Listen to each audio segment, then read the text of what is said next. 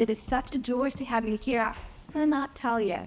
My name is Heather Kent. I'm involved in programming here at the Community House. And by that, we have Melissa Elmer. She's our executive director. We've had a number of board members here with us and the staff members tonight. So this is quite an event for the Community House. I have to say, one of the things that I was very excited about this past fall, especially being new to the Community House, was a fantastic concert that I attended in Beverly Farms, at the St. John's, I believe it's Episcopal Church, which is a beautiful setting, and they have a lot of concert series there.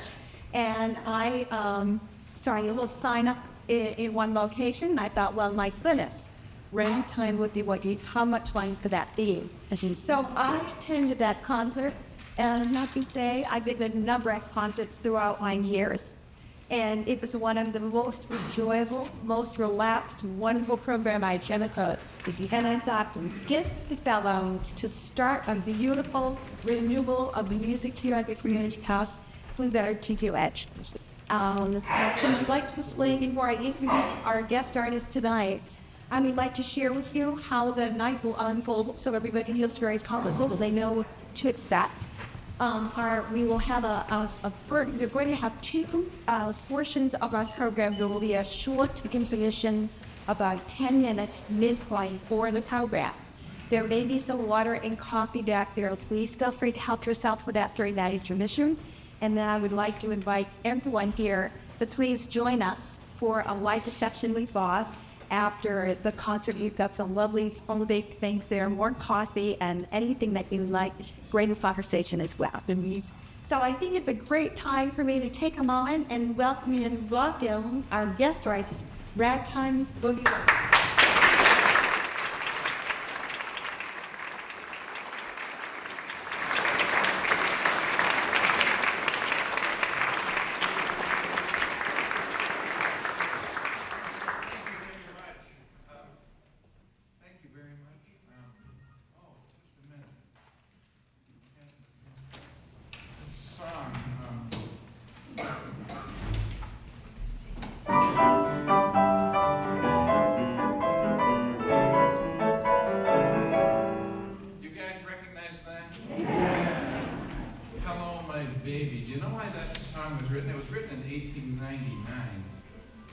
And it was written to celebrate the invention of the telephone.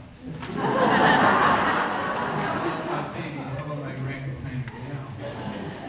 Well, I thought for just for historical purposes and for authenticity and for scholarship, I have brought one with me here tonight.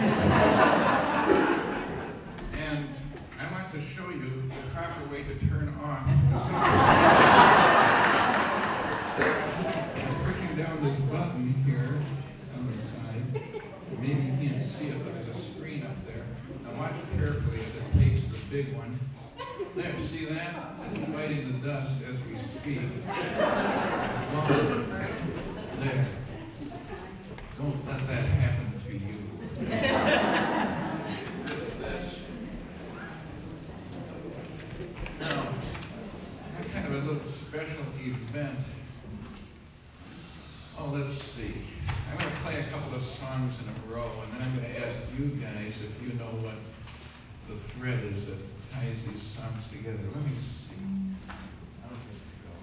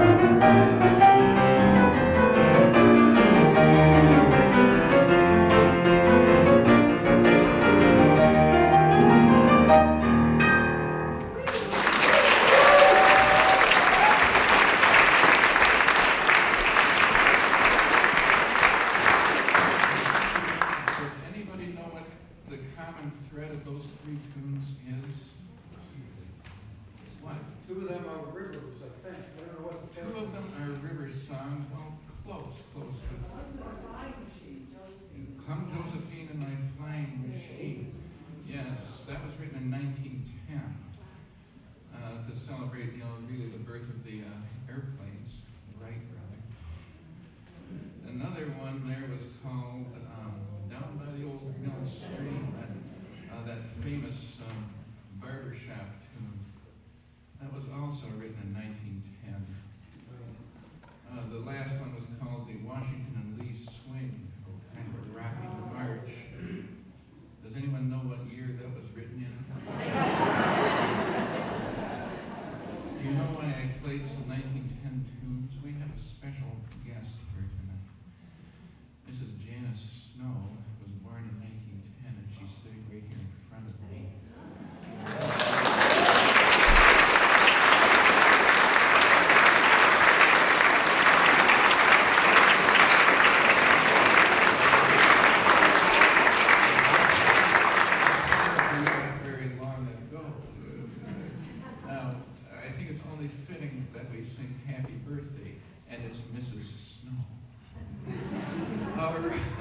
Would you rather us sing Janice? Love it. It's Janice, folks.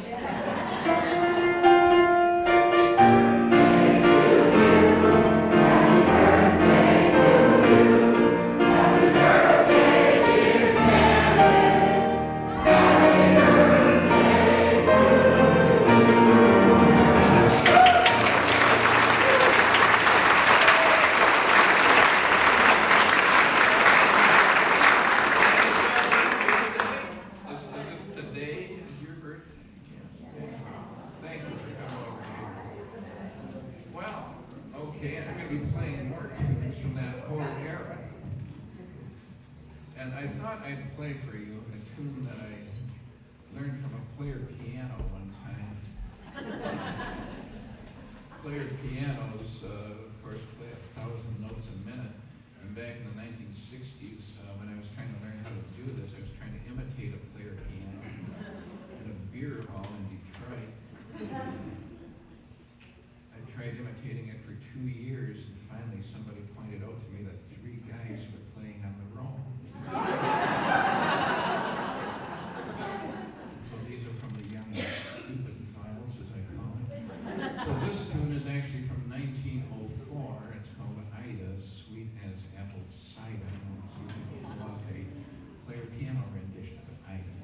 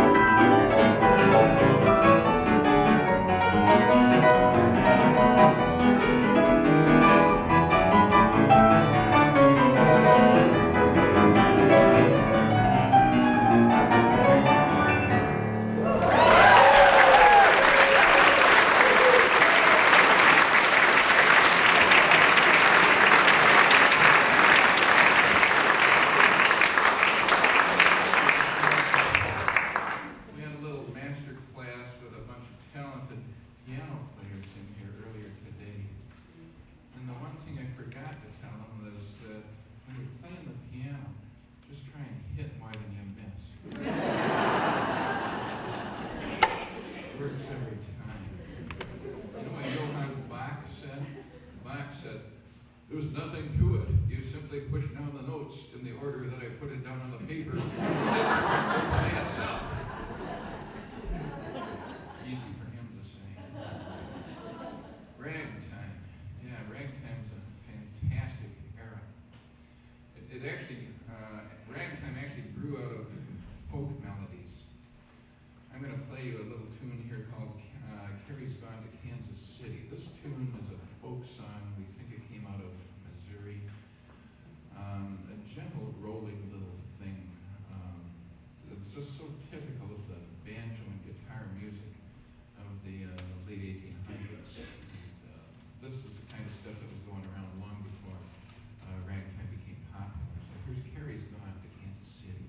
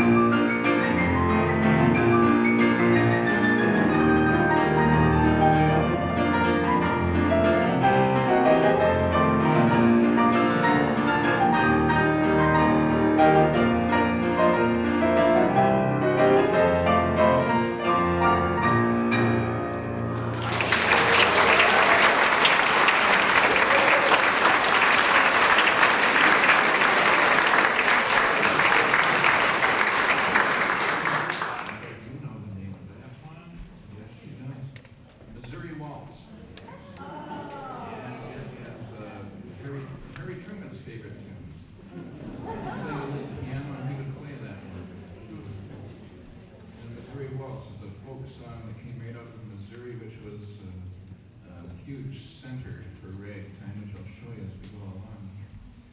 Speaking of ragtime, I'll play you one of the most popular rags of the entire era. There was a thing called the black and white rag, which came out in the 1900s, written by a piano player from South Dakota, of all places. Who would think? His name was George Botsford. He was extremely talented, and he left South Dakota and went to New York City as a young man because he just couldn't stay away from this bizarre toe-tapping music.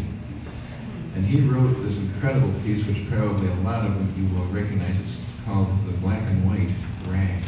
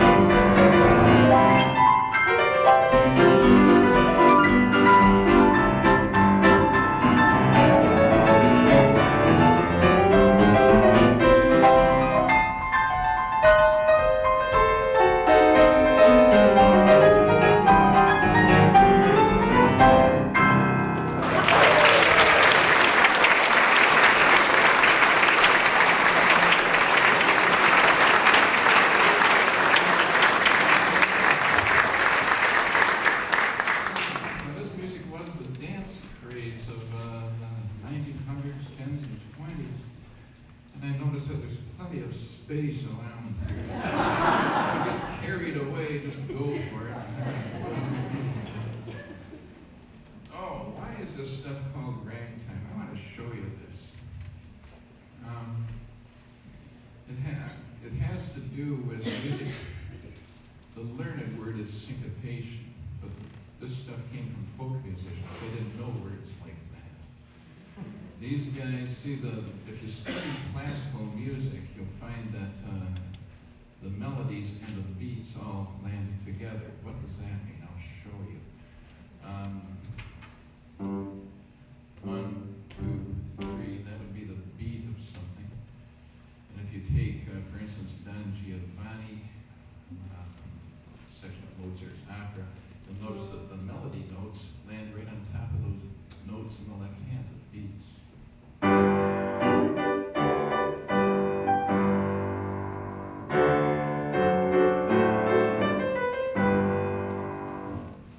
You hear this in all kinds of music. You'll hear it in a march, 2, 3, 4, that's the beat.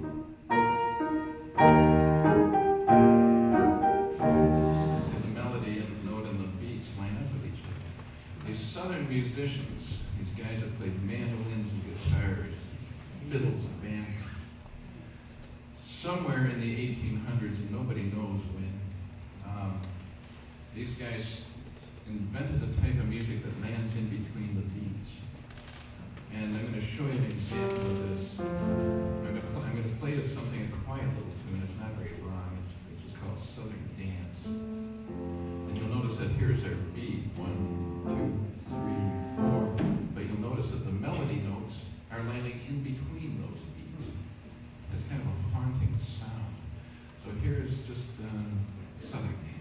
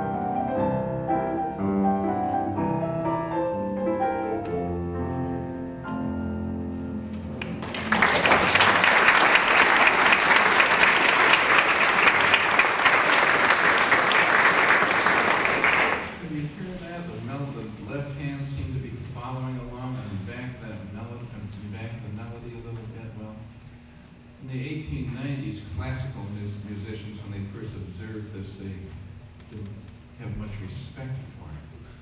They said these southern dudes don't play very good, do they? They play in a very ragged time.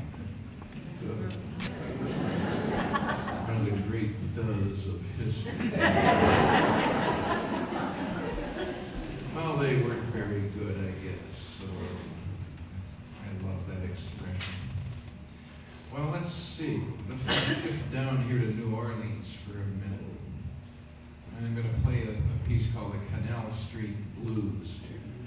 Now, this isn't really a slow motion blues. This is kind of a bouncy little tune that was played by parade bands out in the streets. And you could hear them coming from blocks away. It was a happy little tune. Louis Armstrong played this tune a lot, along with his teacher, his mentor, Joe Oliver, King Oliver, the best trumpet player in New Orleans at the time. So here then is the Canal Street Blues.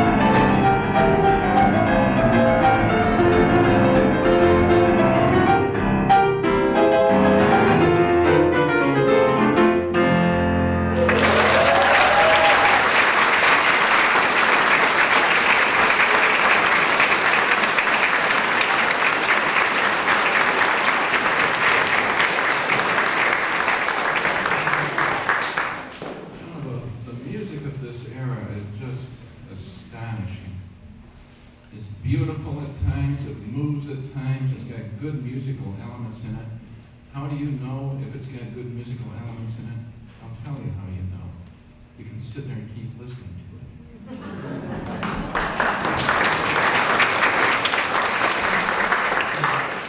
There's no hidden meanings in this stuff. There's no explanations of why it's supposed to be good.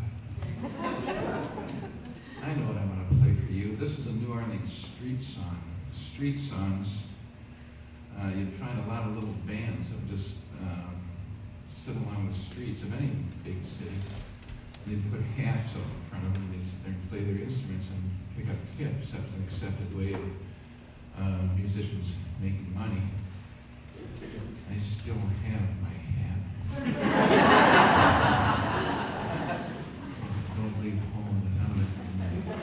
But, now this tune I'm going to play is called Little Enough. Very little is known about it, but what I want to show you is it has kind of a Latin rhythm that goes through.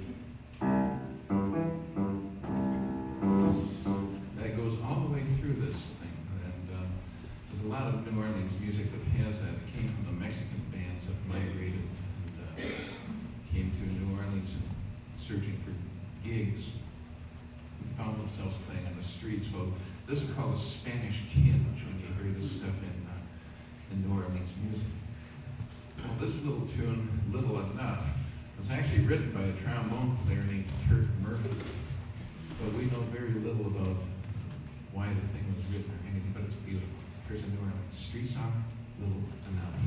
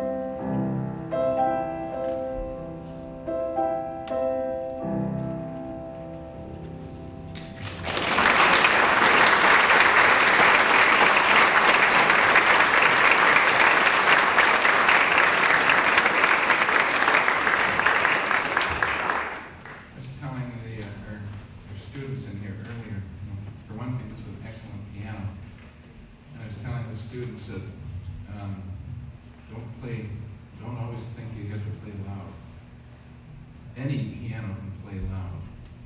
Not every piano can play soft, but this one sure can. Where do I get half this?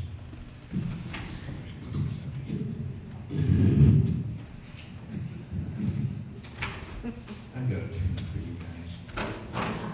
Speaking of the blues,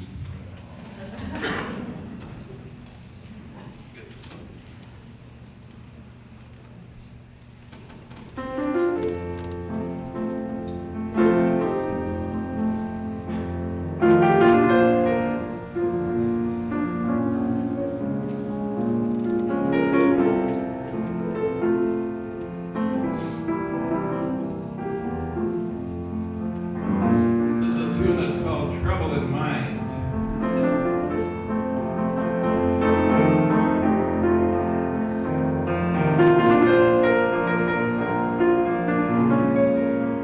As you might imagine, blues tunes are never about happy topics, they're all downers.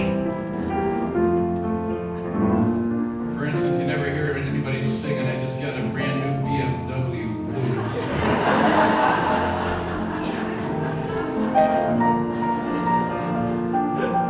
Just doesn't have that ring, does it?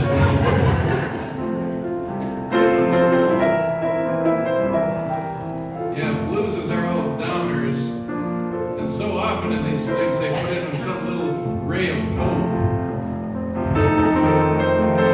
I guess that's so that they all don't go and jump off the bridge or something.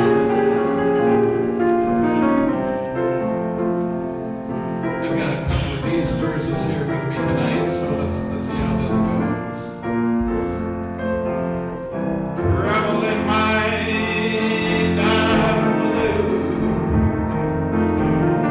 but I won't be blue always.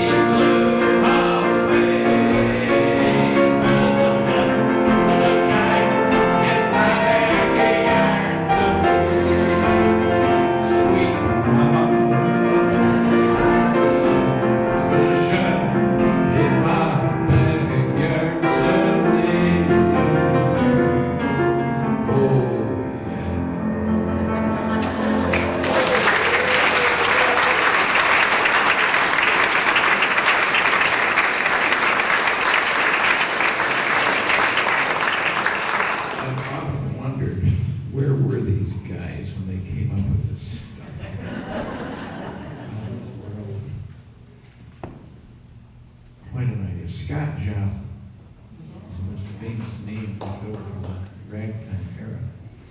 He was a piano player in a dump that was called the Maple Leaf Club. It was out 200 miles the other side of St. Louis in a little town called Sedalia. Sedalia was the end of the railroad line. The Maple Leaf Club was indeed a dump. It was on the second floor of Main Street, which happened to be a very rough section of town, very bad section of town. Every time I say that, I try to figure out for myself where was the good section. Because there doesn't seem to have been one. Well, the Maple Leaf Club. Ragtime was getting popular from about 1895 on. So Joplin puts together this syncopated march. Now, you know what syncopation is, in between the beats, melodies. And Joplin was also a very good trumpet player.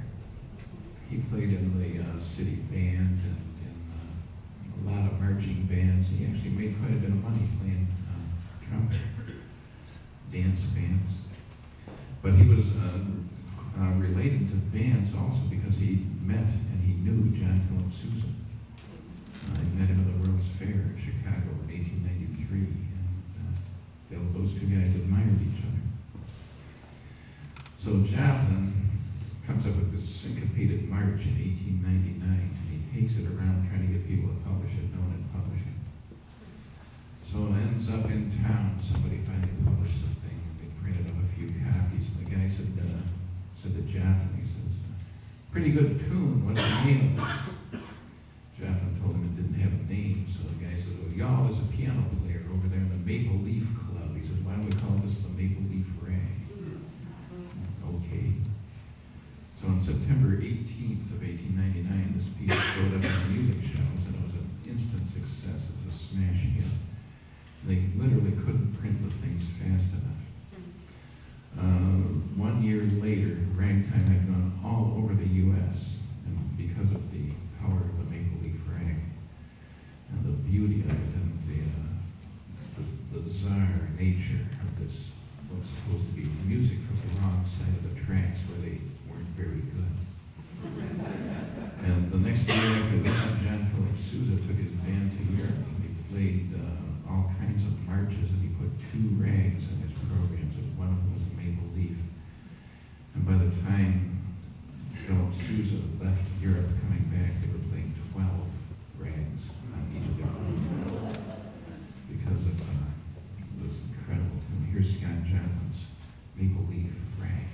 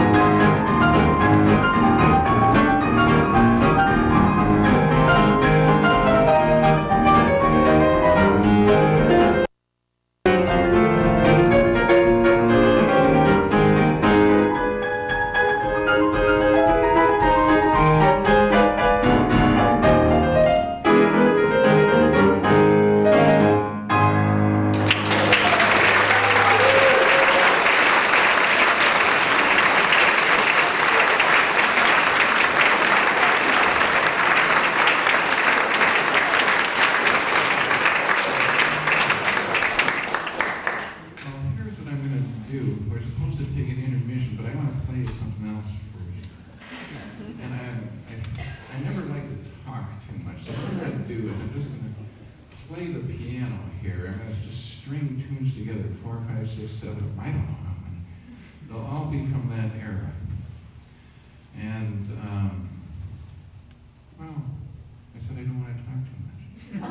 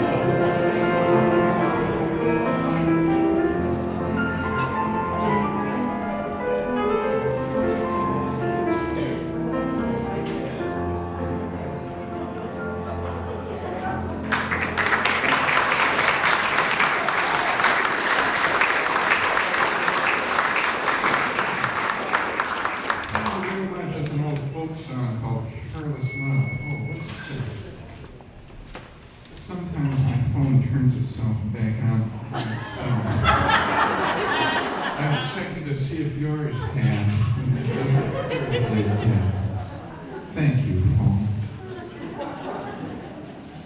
Stay that way. Somebody on the intermission, someone said to me that they heard that we just came back from Africa, and I said, yes, we did. And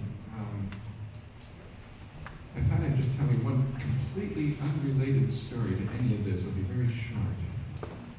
We observed, me and Linda, we lived with the Maasai tribe for 2 weeks.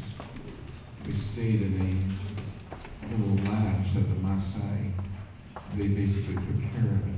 They cooked for us and took us around. But they are a tribe that lives very close to the land. They can talk to different animals beyond belief.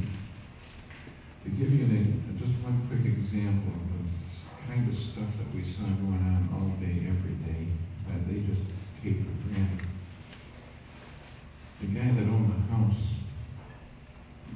we come back this one evening after dark, and his medicine had disappeared, and he needed the medicine. And he said, oh my God. And one of the Maasai said, well, a monkey took it. And he says, I know which monkey took it, and I know what tree he lives in. This guy went out into the night, and within 15 minutes later, he was back with the medicine.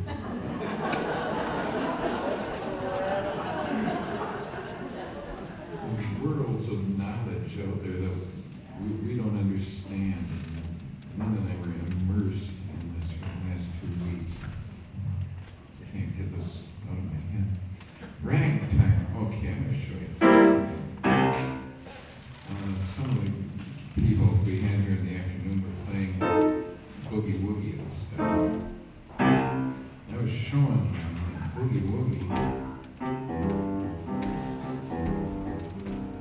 rhythms like this.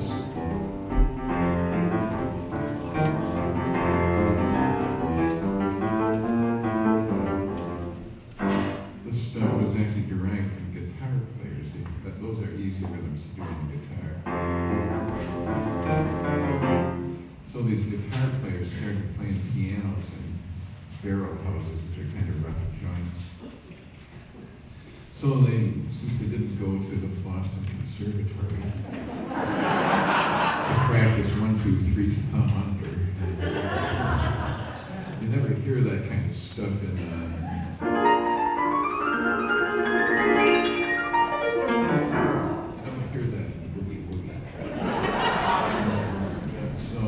but these guys played rhythm, piano.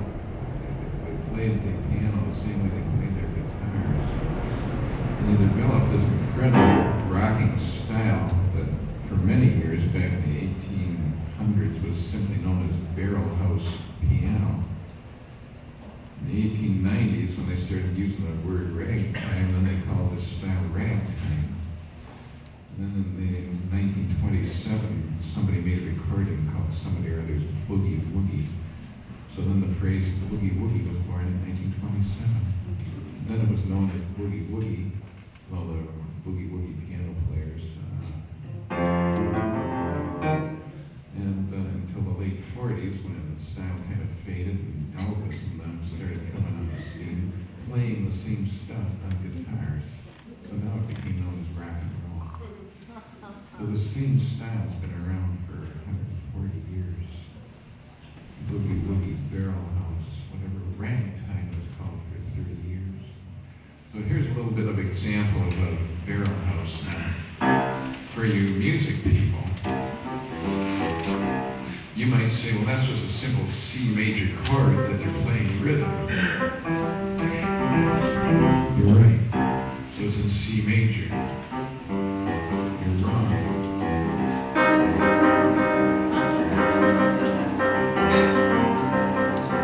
Somebody hear a minor chord going on? See, the things are very likely to be in a couple of different keys at once. C major, C minor, even other things. Things that don't make sense from an analysis point. And you might say, well, it's in 4/4, 1, 2, 3, 4. Then you hear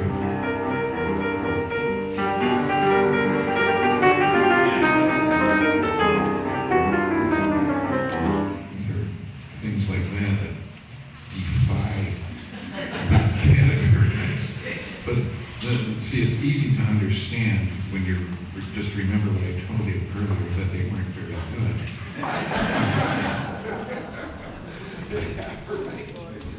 Barrel.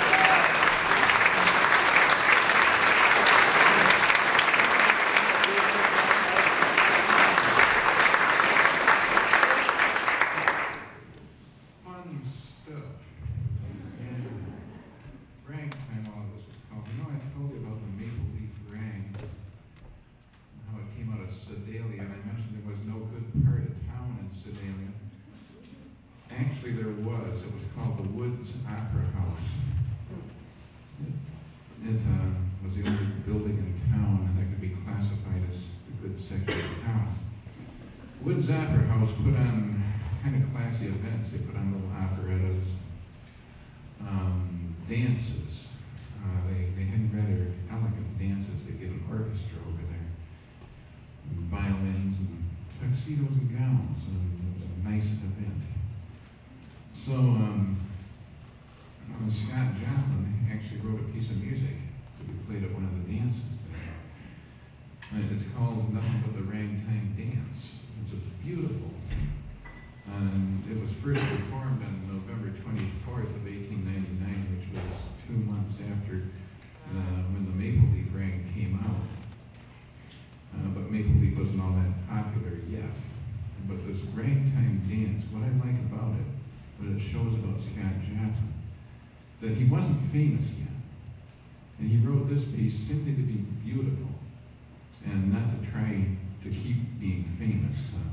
It was just simply to be beautiful and be a nice piece to dance to. So just kind of imagine that there's an orchestra on the balcony, and then they start up with these beautiful little sounds of cellos and violas, dance music. Here's Joplin's Ragtime Dance.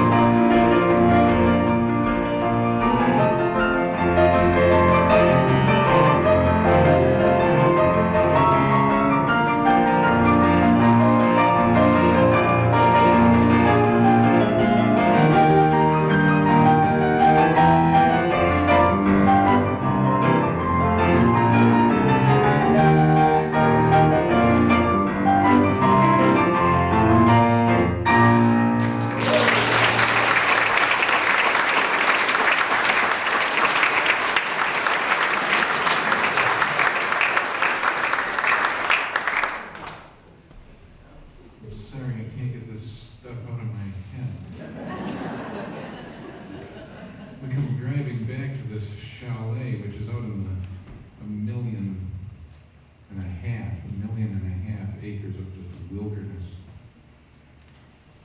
And on the side, the guy is driving in a Land Rover. We pull up to the chalet, and he says to the guy that owns the place, he says, "Tom, Bill was here to see you about an hour ago." Tom says, "How do you know?" He says, "Well, I saw his tire tracks back there."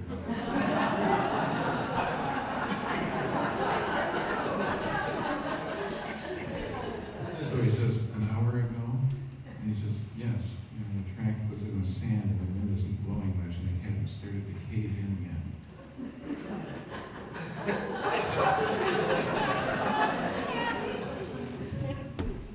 I'm telling you, it's unbelievable. 2 weeks we spent with these guys.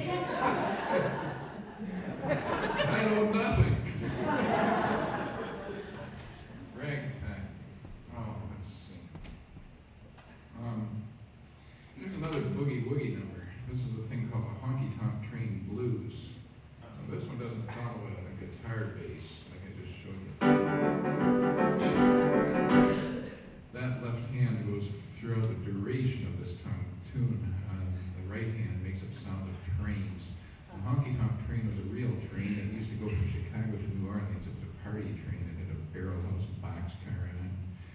And then it just took a bunch of yahoos down to New Orleans to carry on and back again with a honky tonk train. A tremendous boogie-woogie player named Meade Lewis, they called him Meade Lux Lewis, came up with this tune, the Honky Tonk Train Blues. And the trick to, I should have told the piano students earlier, you play this until your left arm is ready to fall off and stop.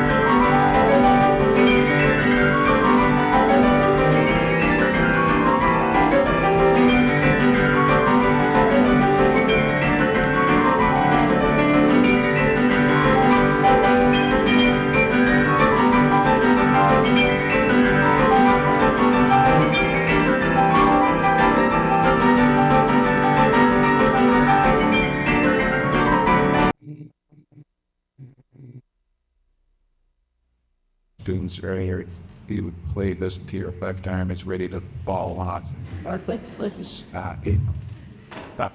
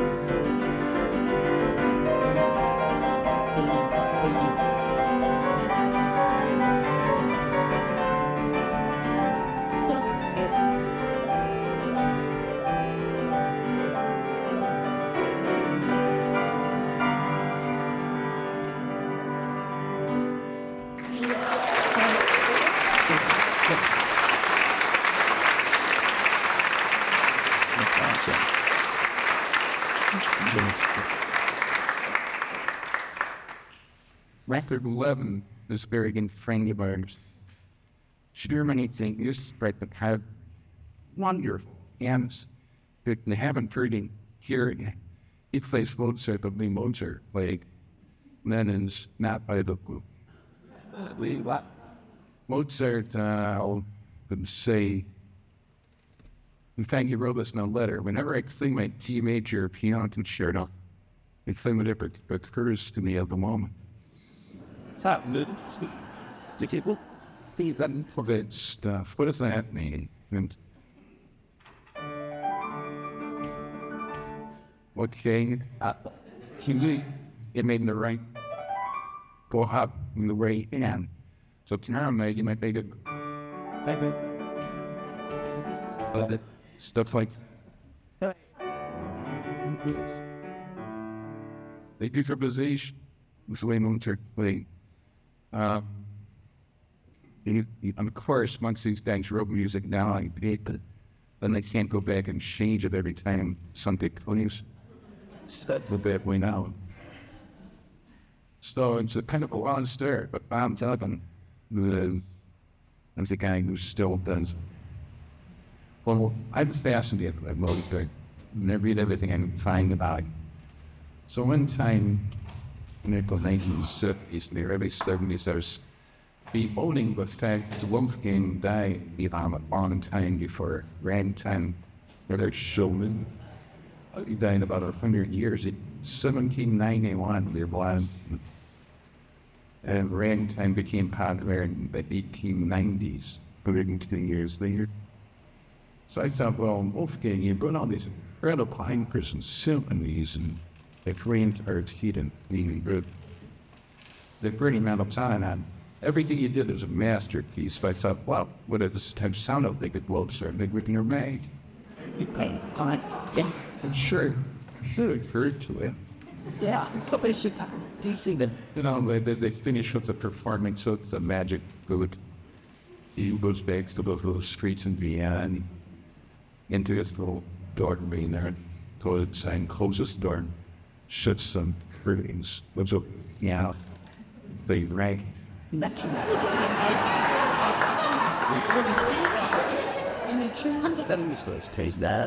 Well, I thought, well, what is the real loss? So what I did was I don't know what rang and the style of concert. They can all the rang of music box. It's and it's sort of loosely based on one of the themes from a magically Talbot song. That's it. Based on that little off-state Latin spiel thing. So Mozart, somebody all wanted his music for full like oil. Big smooth scenes. He said, I write for the person who says they know nothing about music. I also write for the mass. They put things in with music that the mass would be sipping, so, oh, it goes, all right. I'm going to do something. I'm going to get to sing it around. Well, anyways, fantastic genius. So I'm going to play about this little drag. I can put it in there, the rang music. And plan out. Okay. Leave the house. Well,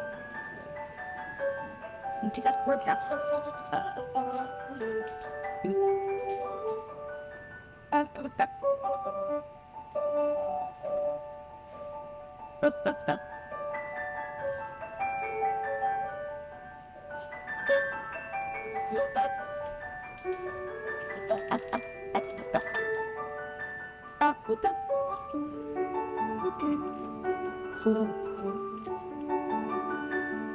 Pause.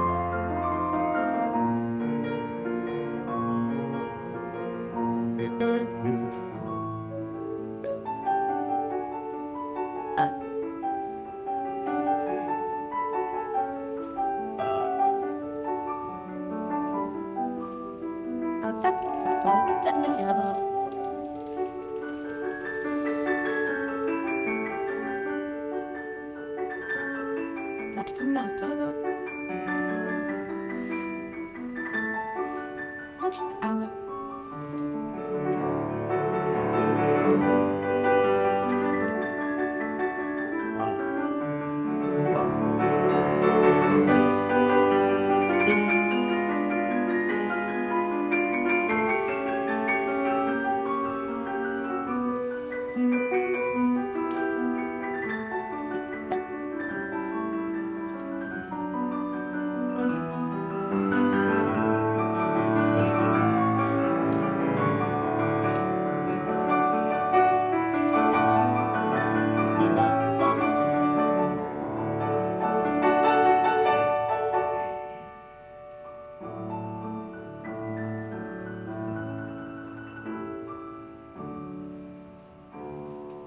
bit.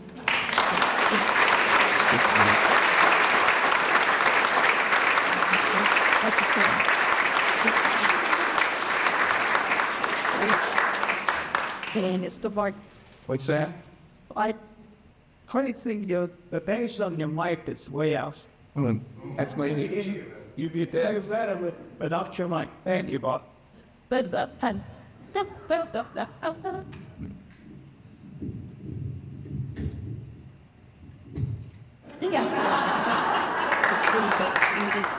got too much like Darth Vader and That's what it's about. outfit.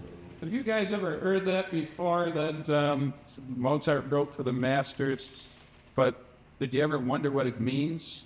No. I can show you some.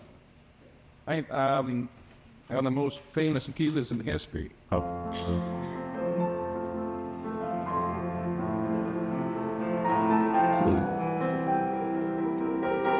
know that? Yeah. That's the second movement from the 21st Piano Concerto. I don't know anyone who's written 21 Piano Concerto.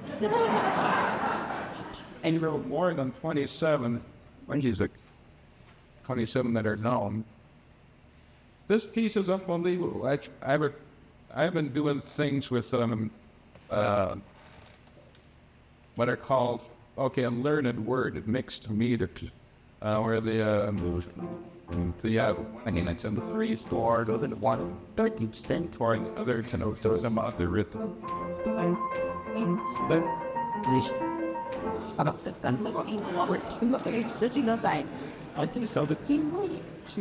Well, Mozart, when he wrote this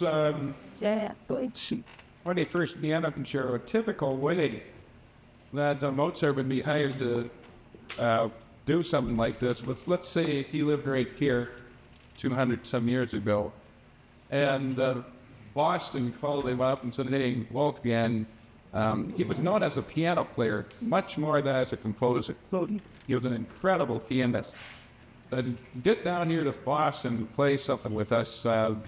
We got a rehearsal and 2 Thursdays and the concerts that same night. Okay. Oh, write something for us that's a little not as stodgy as your wrote for Archbishop Colorado. And so he'd write something and he'd show up down there in 2 weeks, and there's usually no piano part at all because he didn't need it. He'd go in and he'd hand out all the violin parts and viols and cellos and French horns and on and on. And then these guys who were basically business people like town would sit down with one rehearsal and they'd start playing. Well, I'm going to show you what they saw back then, the 1780s. When they come to the second movement of this, keep in mind that the melody can be played with one finger with your other hand behind your back. So it's a one-note melody. So these guys pick up their violins and they start playing 1, 2, 3, 4, 5, 6, 1, this is meter of 6. 1, 2, 3, 4, 5, 6 chords go up for your neck. You start to play with one finger.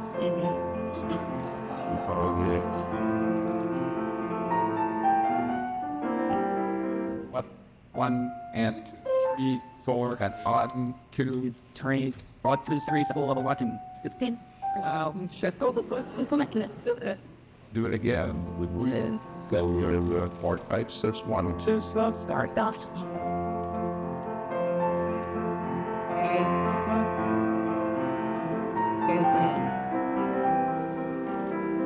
Let me do it again. 2, 3, and 4.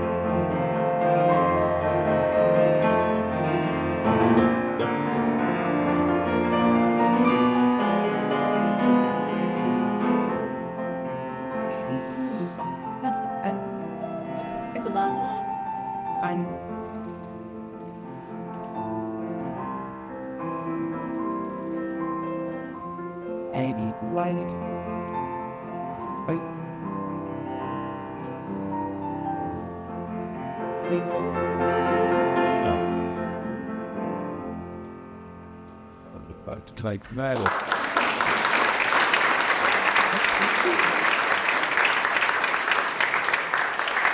Well, these guys are sitting there with their violin counting to 6, and all of a sudden they notice this urchin over there playing in meter to 4.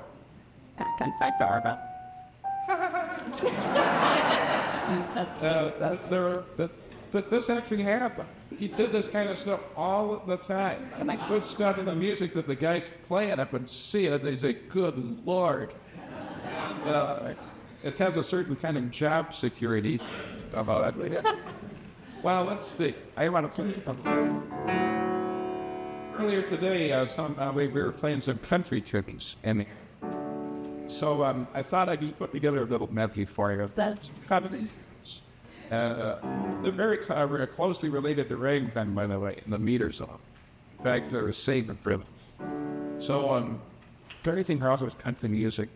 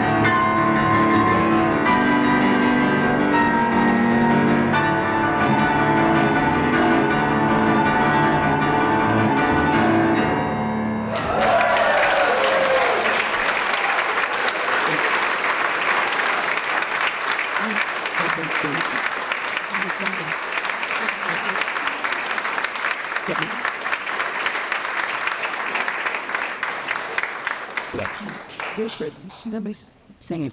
Casey Jones. That was that last one. What else was in there? It's in the Yes. Folsom Prison Blues was in there. Red River Valley. Right. Down the road from me is an old gobble tree. Good old Mountain Dew. That's what this family decided at the moment. Last date. And, well, tell you what, we're going to have some cookies and punch back there. I'd like to play one more tune before we get to a very special chunk of this. That will hurt. Yeah.